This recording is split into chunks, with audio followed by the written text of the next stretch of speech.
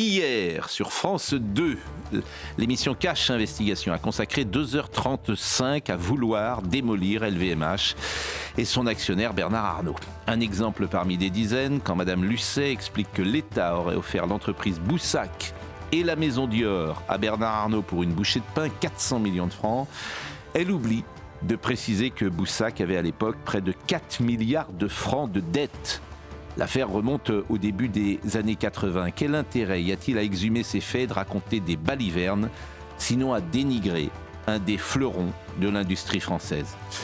Bernard Arnault a créé un groupe mondial, leader dans le luxe. LVMH, c'est 40 000 emplois directs en France et près de 175 000 personnes qui travaillent grâce à l'activité du groupe dans notre pays.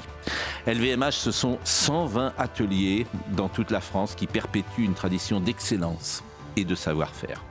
LVMH, c'est le groupe qui paye le plus d'impôts sur les sociétés en France.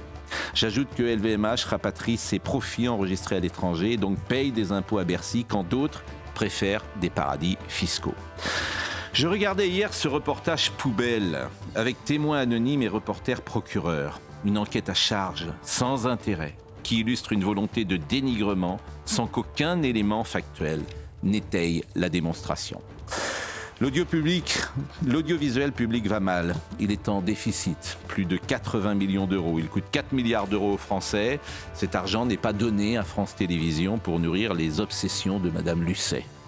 Que Delphine Ernotte mobilise son antenne pour taper sur une réussite française en dit long sur l'état d'esprit qui règne dans les couloirs de France Télévisions et plus largement, hélas, dans beaucoup de rédactions de France. Excepté sans doute dans celle du journal Le Parisien, où l'actionnaire Bernard Arnault a déboursé 150 millions d'euros ces derniers jours pour combler le déficit. Au fond, je me disais hier soir que Cash Investigation faisait regretter à Bernard Arnault d'être français. Et c'est terrible. Aux États-Unis, il serait un héros. Mais qu'il se rassure, Bernard Arnault. Les uns et les autres aboient, la caravane passe.